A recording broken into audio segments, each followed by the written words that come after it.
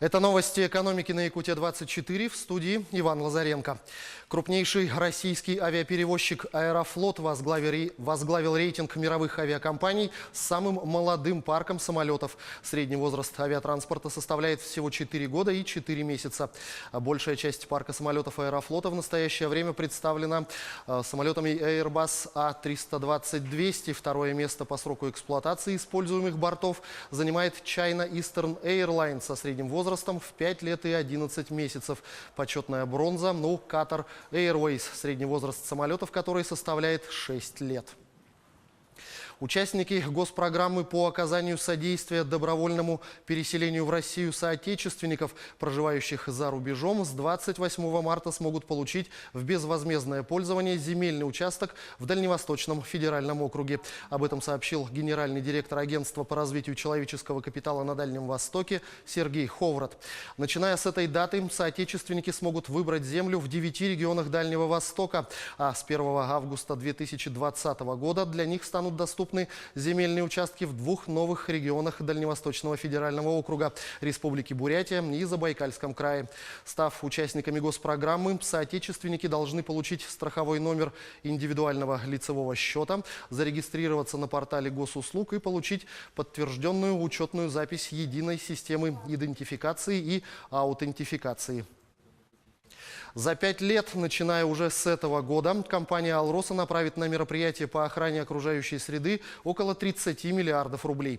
В этом году на эти цели будет потрачено почти 6 миллиардов. В частности, предусматривается защита окружающей среды от шумового, вибрационного и других видов физического воздействия, обеспечение радиационной безопасности окружающей среды, охрана атмосферного воздуха и снижение негативного воздействия на изменение климата.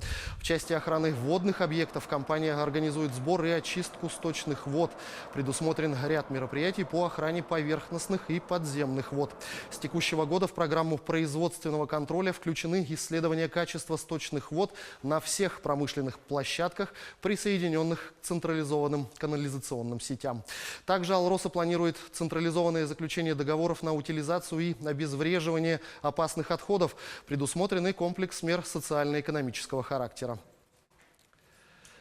Тем временем, в рамках соглашения между компанией «Алроса» и правительством республики на снабжение чистой питьевой водой 5 регионов Алмазной провинции ежегодно в течение 5 лет планируется предусмотреть 150 миллионов рублей. Всего 750 миллионов. Об этом заявил глава Нюрбинского района Алексей Иннокентьев в ходе заседания коллегии Минэкологии Якутии в Нюрбе. В ходе реализации программы планируется строительство 7 водозаборных станций и 10 километров водопровода. Модернизация 2 водозаборов, реконструкция 30 километров водопроводных сетей в городе Нюрба, строительство водопроводных сетей протяженностью 1 километр, ремонт 10 километров технологических дорог к источникам водоснабжения, а также приобретение 12 единиц водовозной техники, уточнил глава района. Пролонгация пониженных ставок по упрощенной системе налогообложения позволит сохранить благоприятный налоговый климат для развития малого и среднего бизнеса в республике. Такую позицию озвучила министр экономики Якутии Майя Данилова. Решение продлить налоговые каникулы до 2023 года обусловлено рядом причин. Во-первых, необходимостью борьбы с теневым бизнесом. В правительстве рассчитывают, что установление налоговых льгот для легальных предпринимателей поспособствует выходу из тени нелегалов. Во-вторых, в связи с повышением ставки НДС до 20%, по словам министра, даже освобожденные от НДС предприниматели косвенным образом несут на себе издержки принятого закона. Также этим шагом правительство республики рассчитывает поддержать плательщиков единого сельхозналога. Последним с 2019 года вменена обязанность уплачивать НДС, вследствие чего многие из них стали переходить на упрощенную систему налогообложения. Продление льготного периода позволит плательщикам единого сельхозналога просчитать все возможные варианты и определиться с выбором режима налогообложения.